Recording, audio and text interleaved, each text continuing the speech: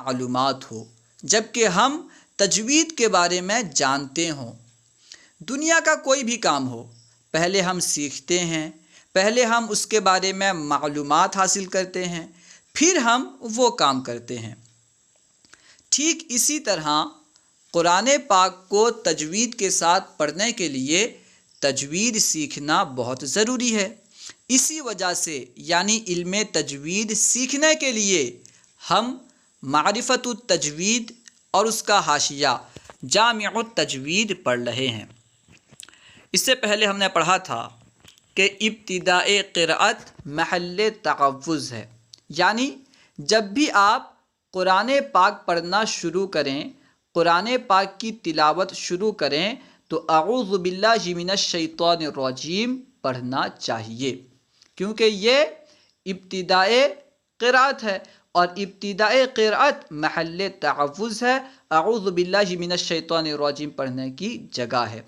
چاہے آپ کسی سورت کے درمیان سے پڑھنا شروع کریں یا کسی سورت کے ابتدا سے پڑھنا شروع کریں، آپ کہیں سے بھی پڑھنا شروع کریں، پڑھنا شروع کر رہے ہیں تو اعوذ باللہ من الشیطان الرجیم پڑھنا چاہیے، ٹھیک ہے۔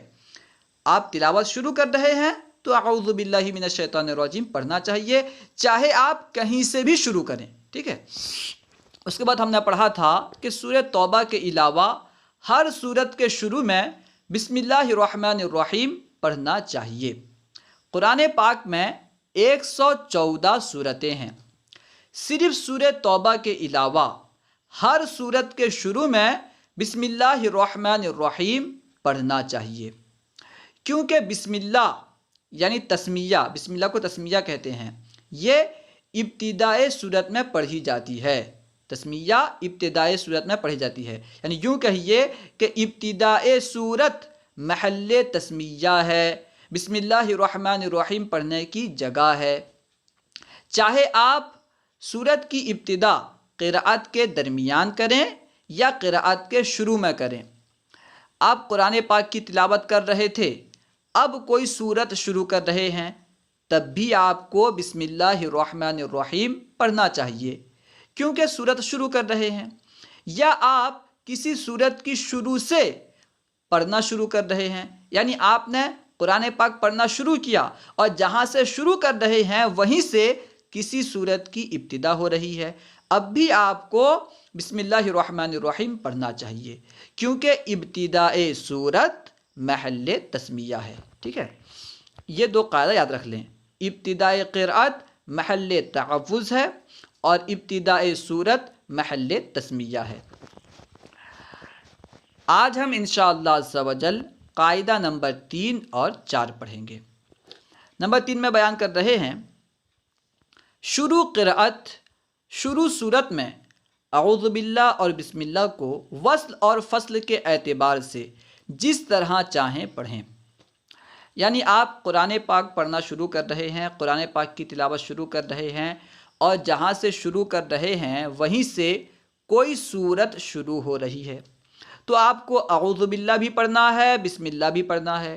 اعوذ باللہ کیوں پڑھنا ہے؟ کیونکہ آپ قرآن پاک پڑھنا شروع کر رہے ہیں، قرآت کی ابتدا ہے اس لیے۔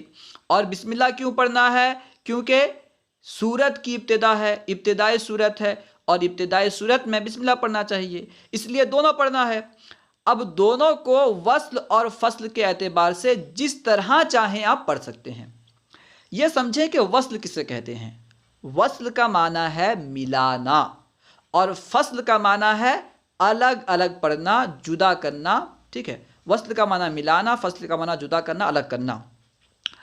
تو جب آپ کسی سورت کی شروع سے قرآن پاک پڑھنا شروع کریں تو اس وقت اعوذ باللہ اور بسم اللہ کو وصل و فصل کے اعتبار سے جس طرح چاہیں پڑھیں۔ اب اس کی وضاحت انشاءاللہ حاشیے میں ہوگی۔ دیکھیے، جس طرح چاہیں پڑھے، اس کے شروع میں، طرح کے شروع میں حاشیہ نمبر 1 لگا ہے۔ اب دیکھیے حاشیہ نمبر 1، 4 وجہیں نکلتی ہیں، یعنی اگر ابتداء سورت سے قرأت کی ابتدا ہو، کسی سورت کی شروع سے آپ قرآن پاک پڑھنا شروع کریں تو اس وقت 4 صورتیں نکلتی ہیں۔ 4 وجہیں نکلتی ہیں اور چاروں جائز ہیں، چاروں درست ہیں۔ پہلی صورت ہے وصل کل۔ وصل کا معنی ہے ملانا، کل کا معنی ہے سب۔ وصل کل کیا معنی ہوا؟ سب کو ملانا۔ اب سب سے مراد ہے کیا؟ اعوذ باللہ، بسم اللہ اور سورت کی پہلی آیت، جس سورت کو آپ شروع کر رہے ہیں وہ سورت، اعوذ باللہ کو، بسم اللہ کو اور سورت کو ملا کر پڑھنا، تینوں کو ایک ہی ساتھ ملا کر پڑھنا، اسے کہتے ہیں وصل کل، یہ بھی جائز ہے۔ دوسری صورت ہے فصل کل۔ جیسا کہ میں نے بتایا، فصل کا معنی ہے جدا کرنا، الگ کرنا۔ فصل کل یعنی سب کو جدا جدا کر کے پڑھنا، سب کو الگ الگ کر کے پڑھنا۔ سب سے مراد اعوذ باللہ، بسم اللہ اور جس صورت سے آپ ابتدا کر رہے ہیں، پڑھنا شروع کر رہے ہیں، سب کو الگ الگ پڑھنا۔ اعوذ باللہ کو الگ پڑھنا، بسم اللہ کو الگ پڑھنا اور سورت کو الگ پڑھنا، تینوں کو الگ الگ پڑھنا فصل کل کہلاتا ہے، یہ بھی جائز ہے۔ تیسری صورت ہے وصل اول فصل ثانی۔ وصل اول، وصل کا معنی ملانا، اول یعنی پہلا، فصل یعنی جدا کرنا، ثانی یعنی دوسرا۔ وصل اول یعنی پہلے کو ملا کر پڑھنا اور دوسرے کو الگ پڑھنا۔ پہلے سے مراد کیا ہے؟ اعوذ باللہ اور بسم اللہ، ان دونوں کو ملا کر پڑھنا، یہ وصل اول ہو گیا۔ فصل ثانی، دوسرے کو الگ پڑھنا، یعنی جو سورت آپ شروع کر رہے ہیں اسے الگ پڑھنا۔ اعوذ باللہ، بسم اللہ کو ملا کر پڑھنا اور جس سورت کو شروع کر رہے ہیں اس سے الگ پڑھنا، یہ وصل اول فصل ثانی کہلاتا ہے، یہ بھی جائز ہے، یہ بھی درست ہے۔ اور چوتھی صورت ہے فصل اول وصل ثانی۔ فصل اول، فصل یعنی جدا کرنا، اول یعنی پہلا، وصل یعنی ملانا، ثانی یعنی دوسرا۔ فصل اول، اول کو جدا کر کے پڑھنا اور ثانی کو ملا کے پڑھنا، یعنی اعوذ باللہ کو جدا کر کے پڑھنا، اعوذ باللہ کو الگ پڑھنا، بسم اللہ اور سورت کو ملا کر پڑھنا، ٹھیک ہے، یہ کہلائے گا فصل اول وصل ثانی۔ اول کیا ہے؟ اعوذ باللہ، اس سے الگ پڑھنا اور دوسرے سے یعنی بسم اللہ کو سورت سے ملا کر پڑھنا، یہ ہو گیا وصل ثانی، ٹھیک ہے، فصل اول وصل ثانی۔ حاصل یہ کہ جب آپ کسی سورت سے قرأت کرنا شروع کریں، کسی سورت سے تلاوت شروع کریں تو اس وقت 4 سورتیں نکلتی ہیں اور چاروں جائز ہیں۔ چاہیں تو آپ سب کو ملا کر پڑھیں، چاہیں تو آپ سب کو الگ الگ پڑھیں، چاہیں تو آپ اعوذ باللہ بسم اللہ ملا کر پڑھیں اور سورت کو الگ پڑھیں، چاہیں تو آپ اعوذ باللہ کو الگ پڑھیں، بسم اللہ اور سورت کو ملا کر پڑھیں۔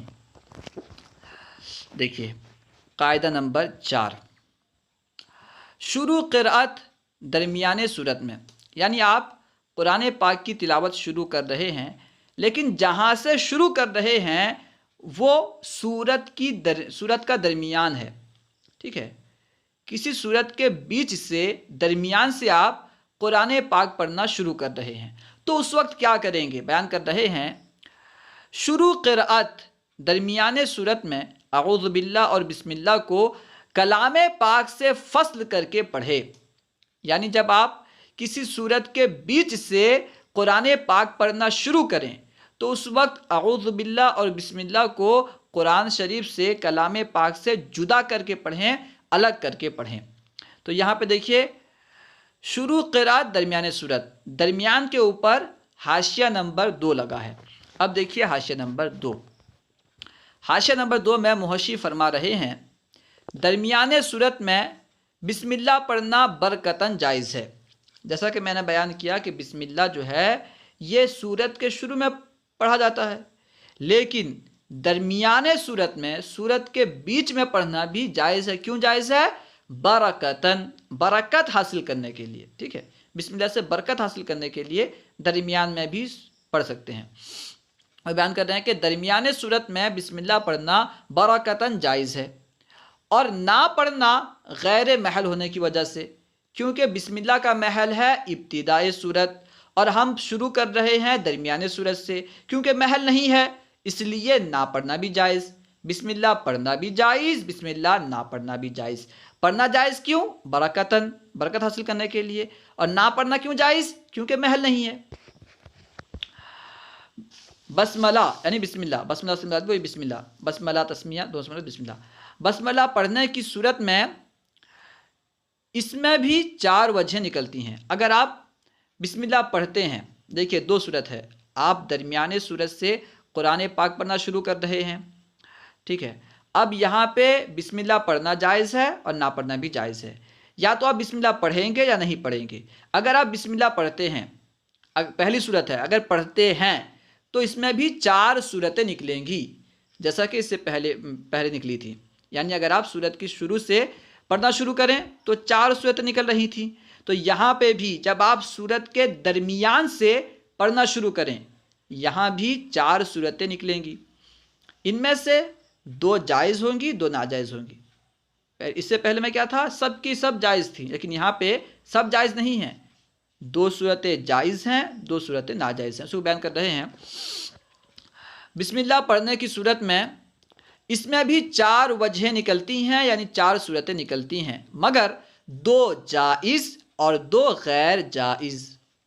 اب جائز صورتیں کون کون سی ہیں، پہلے انہیں بیان کر رہے ہیں۔ فصل کل، یعنی سب کو الگ الگ پڑھنا۔